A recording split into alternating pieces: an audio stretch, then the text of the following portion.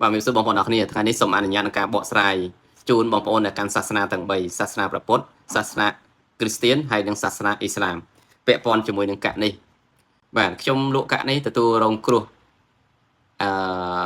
ហៅថាអយុត្តិធម៌ខ្លះ បងប្អូនខ្មែរយើងមួយចំនួនកាន់សាសនាព្រះពុទ្ធចោទថាខ្ញុំជឿមង្គលភ្ញាក់ផ្អើលបាទប្រើកៈនេះហើយសម្រាប់បងប្អូនយើងគ្រីស្ទានគាត់តែងសួរថាអាហ្នឹងខាងគ្រីស្ទានប្រើបានអត់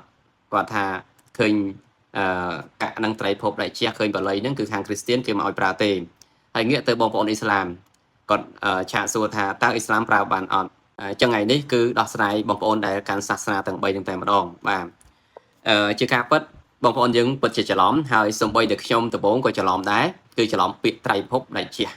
ជាពាក្យភាសាបាលីដែលយល់ថាជាសាសនារបស់ពុទ្ធបាទហើយខ្ញុំច្រឡំមួយទៀតគឺច្រឡំត្រៃភពត្រៃភពខ្ញុំធ្លាប់រៀនអភិធម្មបងប្អូនដឹងហើយគឺកាមភពរូបភពនិងអរូបភពមែនតើពាក្យត្រៃភពនេះគឺជាកន្លែងរណ្ដៅ3កន្លែងដែលលោកគ្រូនិរ័ន្តនឹងនាំខ្ញុំបានទៅដល់ទីតាំងនោះនៅភ្នំកលែនគឺជាកន្លែងធម្មពលស្រូប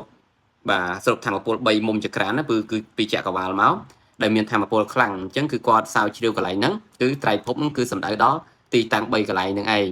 បាទហើយដៃជះគឺយើងដឹងឲ្យសំដៅទៅធម្មពលមានរិស័យមានអំណាចអញ្ចឹងទៅបាទហើយអ្វីដែលបងប្អូនយើងចោទថាជាអបិយជំនឿគឺដោយសារតែមានគាថានៅលើហ្នឹងបាទហើយបងប្អូនដែលខាងគ្រីស្ទានខាងអ៊ីស្លាមដែលមិនហ៊ានប្រើដោយសារគឺថាជាភាសាបាលីមន្តអាគមនៅលើហ្នឹង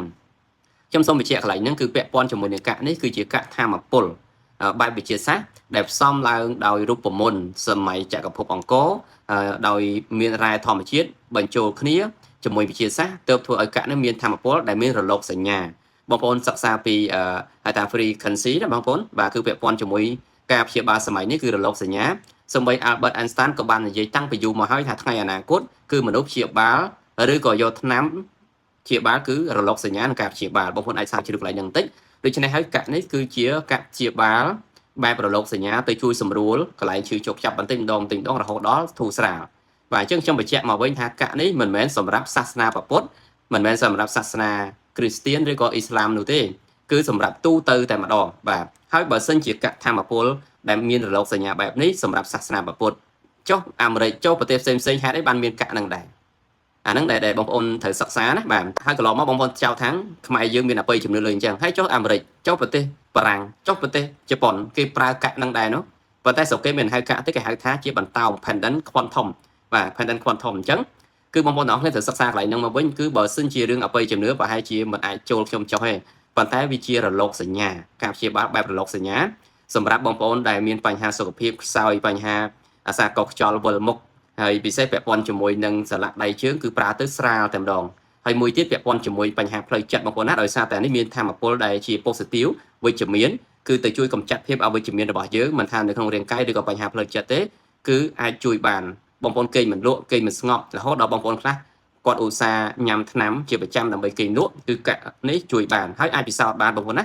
ហើយកន្លងមកនេះបើសិនជាបងប្អូនយើងប្រើប្រាស់អត់មានប្រសិទ្ធភាពខ្ញុំមិនអាចកាន់កៈដល់សប្តាហ៍ថ្ងៃនេះទេហើយខ្ញុំសូមបញ្ជាក់ថាខ្ញុំលក់កៈនេះដោយមោទនភាពទី1គឺកៈនឹងដែលមានប្រសិទ្ធភាពល្អបំផុតសម្រាប់សុខភាពរាងកាយហើយនិងសុខភាពផ្លូវចិត្តហើយរឿងទី2គឺពាក់ព័ន្ធជាមួយនឹងរបស់ខ្មែរយើងតែម្ដងហើយអស្ចារ្យត្រង់ថាកៈរបស់យើងនេះគឺប្រើប្រាស់បានមួយជីវិតគណៈពេលដែលរបស់បរទេសសុពលភាពយ៉ាងច្រើនតែ5ឆ្នាំទៅ8ឆ្នាំតែប៉ុណ្ណោះឯងបាទអញ្ចឹងសូមបញ្ជាក់ជូនពុកម៉ែបងប្អូនទាំងគ្នាខ្ញុំអ្នកកាន់សាសនាពុទ្ធអ្នកខាងពុទ្ធខ្លះក៏ចោទខ្ញុំថាខ្ញុំកាន់អបិយជំនឿជឿទៅលើអបិយជំនឿហើយបងប្អូនគ្រីស្ទានបងប្អូនខាងអ៊ីស្លាមក៏គិតថារបស់ហ្នឹងមិនគួរដល់ពួកគាត់ប្រើចឹងបញ្ជាក់បន្ថែមថាត្រៃភពដៃជះមិនមែនតកតងបល័យតកតងពុទ្ធសាសនាទេគឺគ្រាន់តែជាការដាក់ឈ្មោះតែប៉ុណ្ណោះហើយដោយសារតែលោកគូនិរ័ន្តគឺជាកូនសិស្សលោកឪសានហើយគាត់ដើម្បីរក្សាកេរដំណែលដូនតាផងគឺគាត់វាយអក្សរបល័យជំនាន់សម័យអង្គរនៅលើនឹងបន្ថែមអញ្ចឹងមែនតើបកែមិនមែនដោយសារអក្សរបល័យនៅលើនឹងទេបកែមិនមែនដោយសារឈ្មោះត្រៃភពដៃជះនឹងទេបកែដោយសារតែផ្សំដោយលោហៈធាតុធម្មជាតិប្រមាណជា9មុខចូលគ្នាដែលធ្វើឲ្យកៈនេះមានធម៌ពលប៉ុណ្ណឹងឯងបាទទើបខ្ញុំបានប្រើប្រាស់គ្រួសារខ្ញុំប្រើប្រាស់ហើយនឹងខ្ញុំធ្វើការចែកចាយបន្តហើយសូមបងប្អូនអ្នកគ្នាបាទយល់អំពីកៈនេះថាមិនមែនជាកៈនៃអបិយជំនឿទេខ្ញុំបញ្ជាក់មានសំណួរគេសួរថាចុះបើសិនតែអ្នកយកទៅប្រើប្រាស់ហើយអត់ជឿថាកៈនឹងល្អអត់ជឿថាកៈនឹងបកែតើជួយដល់សុខភាពអត់អូខេជួយទោះបីយកទៅដាក់ប្រគុណអាចអាក្រក់ស្ដាប់ហ្មងទៅទោះបីយកទៅដាក់អង្គូតទៅដាក់ណាក៏ដោយមិនជឿក៏ដោយបើមានបញ្ហាសុខភាព cứ nơi té là bà saoដោយសារអីនេះជាធម្មពលដែលផ្ដល់ជូនទៅកាន់រាងកាយរបស់យើងដែលហៅថាជារលកសញ្ញាបាទកាប់ជាបែបរលកសញ្ញា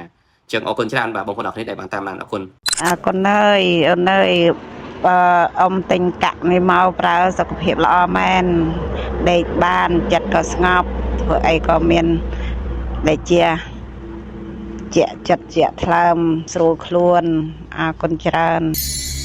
ទៅវាធ្លាប់ទៅពេទ្យញឹកចឹងណាហើយដល់ចឹងពាក់ទៅរៀងដូចខានទៅពេទ្យយូរដែរហ្នឹងព្រោះអីទៅពេទ្យប្រចាំរាល់ខែចឹងហើយដូចយើងហាត់ប្រាណហាត់អីទៅវាមិនទៅចុកដៃចុកជើងចឹងទៅមុនឈឺដៃឈឺជើងដល់ពេលយើងពាក់ហ្នឹងទៅវាធ្វើឲ្យអារម្មណ៍យើងស្រស់ថ្លាហើយវាអត់គិតអីណាវាដេកទៅលក់ស្រួលចឹងទៅណាអូន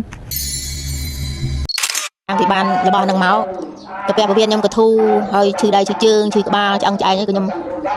អន់ឈឺហើយខ្ញុំស្រួលខ្លួនដេកលក់ស្រួលកូនចៅខ្ញុំក៏អត់អីកូនចៅក៏ដេកស្រួលដល់ពេលបណ្ណដូចថាមានគេប្រើមកប្រហើខ្ញុំប៉ះមួយផ្លែដែរឬទៅវារសាត់ទៅវិញដូចថាគេប្រើអាផ្លែងឹតមកប៉ះក្បែរខ្លួនហ្នឹងទៅមកធ្វើទុកមកស្ទូឬទៅវារសាត់ទៅវិញអស់